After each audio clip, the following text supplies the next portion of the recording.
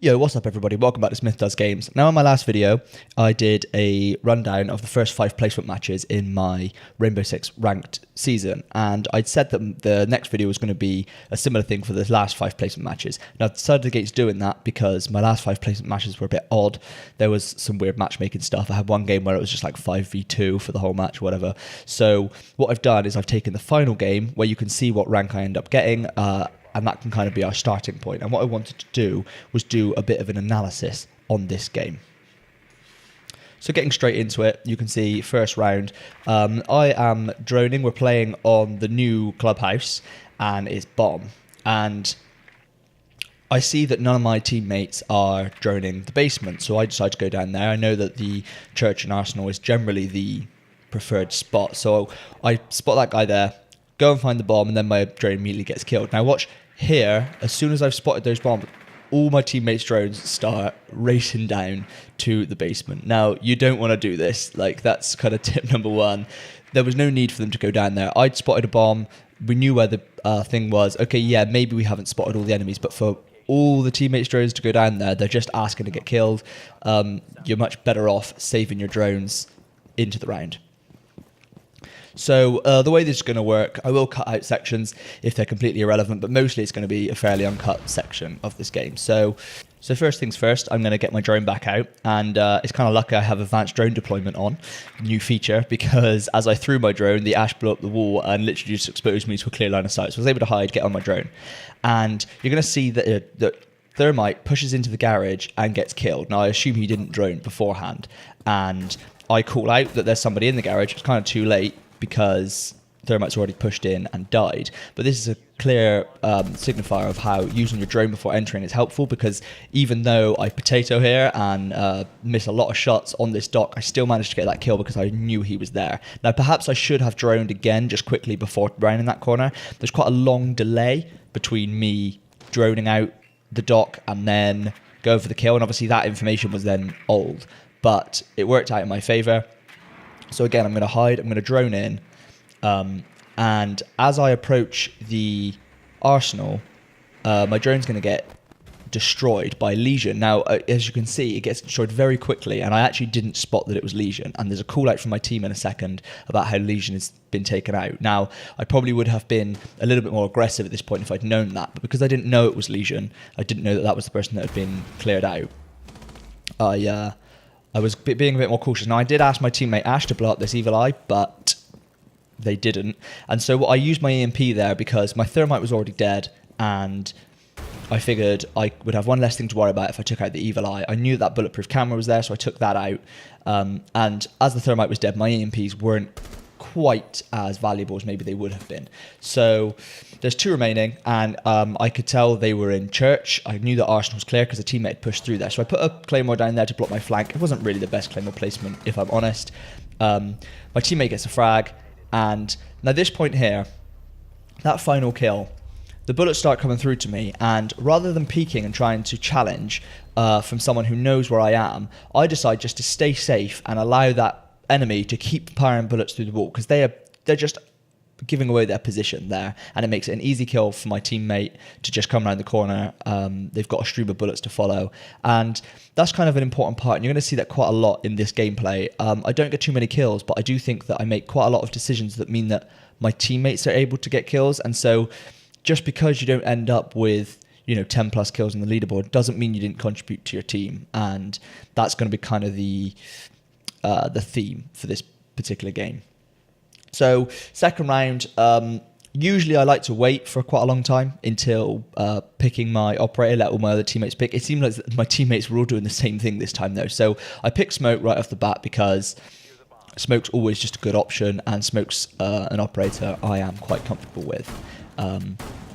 And so the first thing I do as I have a shotgun is I get to remodeling the site. I make lines of sight between the 2 bomb sites, and then I take out the bottom here to make sure it's a rotation hole. I always do this. I check to make sure that I can crawl through it, just to make sure that the rotation hole is actually working.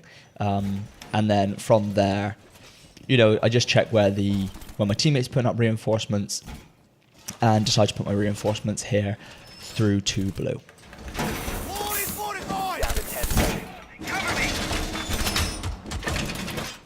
So once I've got all my reinforcements and my barbed wire down and the action phase starts, I am going to get myself into a safe position and then hop on cameras. That is really my role at the beginning of a round as an anchor, and that's what I'm going to do. Now you see me go behind the little bar here in church, and I actually couldn't remember playing this map where this wall leads to, and so what you're going to see me do is take out a very small bit here.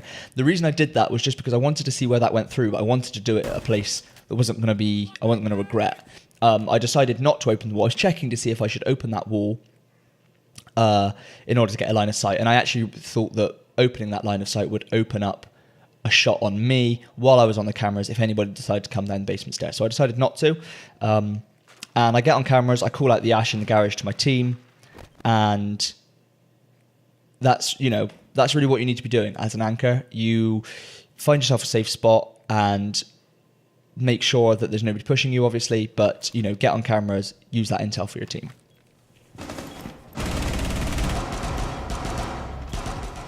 Okay, so there seems to be a lot of stuff going on in Arsenal here, so I come to help. I managed to screw up my own rotation hole, which is great. And there's a key thing here that happens in a second that only on rewatching did I notice. Now, you're going to see one of my teammates comes with a text prompt and tells me that there's nobody in that dirt tunnel. I thought I could hear somebody in the dirt tunnel from container.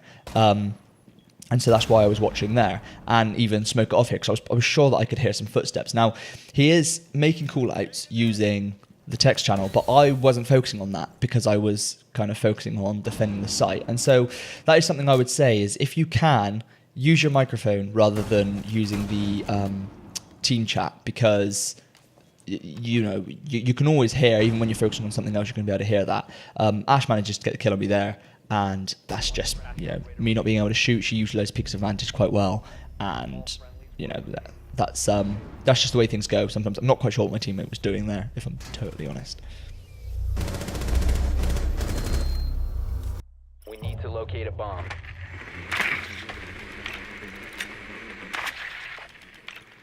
So in round 3, I picked Thermite because we had no other hard breacher on the team, and I think, especially when you're solo queuing, which is what I was doing here, it's always important to pick an operator that's going to benefit your team and fill a gap that you're currently missing.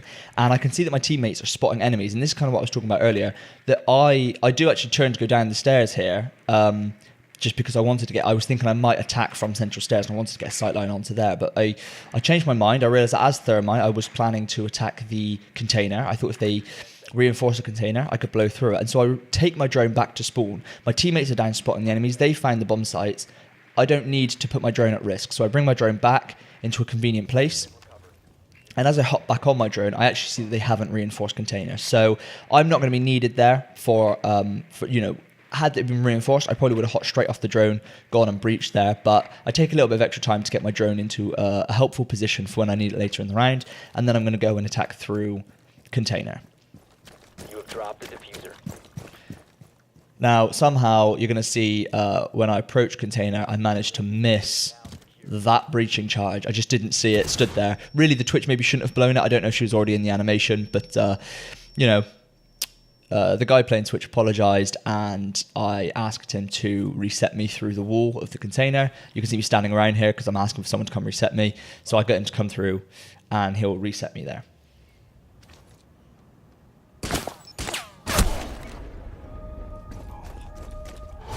Located a bomb.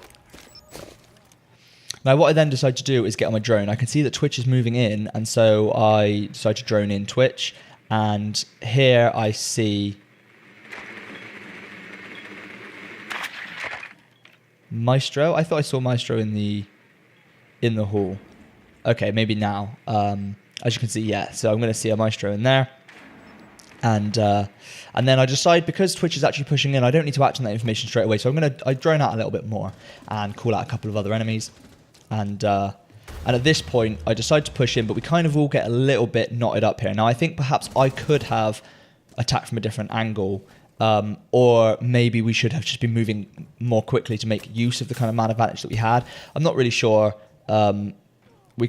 It felt a little bit sort of knotty up in here. So I decided to drone out again just to see if it is safe to push in. And I see that actually none of the enemies are playing on site. The only two that are watching Arsenal are actually playing in there. So I see Legion come out put some shots down, but I prioritize making myself safe, and then I'm going to re-peek from another angle and get the kill there. So now that we have control of Arsenal, I'm just going to try and hold my sight lines. And I decided here to place a claymore down on the doorway so that when the plant goes down, it's going to prevent a retake. Now, I think this is a pretty good idea, but what is not a good idea is this, because I can see the bullets coming through the wall and I decide just to run into them. It leaves me with barely any health. I probably deserve to die there, to be perfectly honest.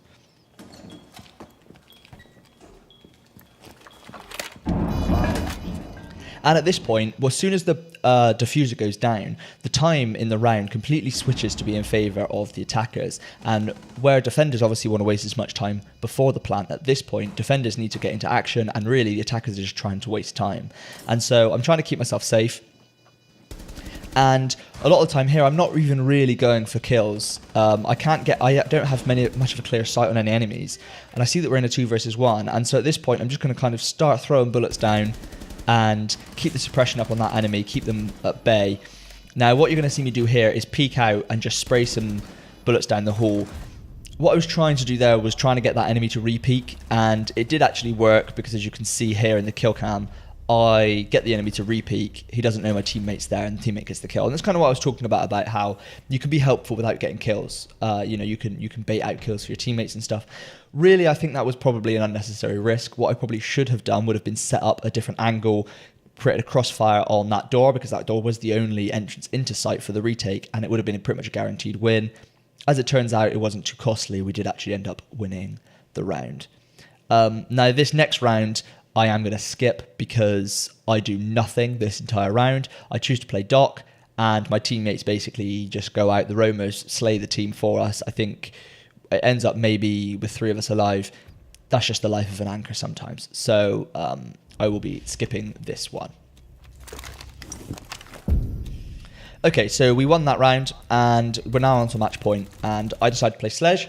I have the diffuser as well, so I know that I need to focus on actually pushing the objective in order so that the diffuser is, if we do manage to get objective control, the diffuser's there. But I enter through the kitchen and I hear somebody through this, and I'm aware that he's there. I'm able to anticipate him. I'm able to get that kill there. I actually don't know that I should have, because I was crouched and peeking slowly. I think really what I should have done is I should have stood up and I should have moved out more quickly to better utilise the peeker's advantage. As it turns out, again, one of those scenarios when perhaps a slight mistake, but it wasn't too costly. I managed to get the kill anyway. And so I'd left my drone up these stairs, and so I decided to push around this way so that I had the benefit of my drone.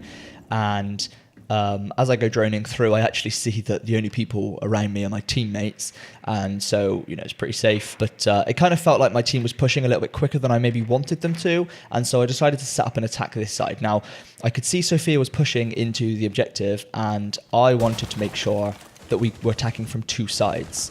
Now, ideally, what I would have done in this situation is droned out first, but I could see that Sophia was pushing through. And so I wanted to make sure we were attacking at the same time. And so I decided to make the vault through, push around this corner, and was able to get the final kill on Legion for the match.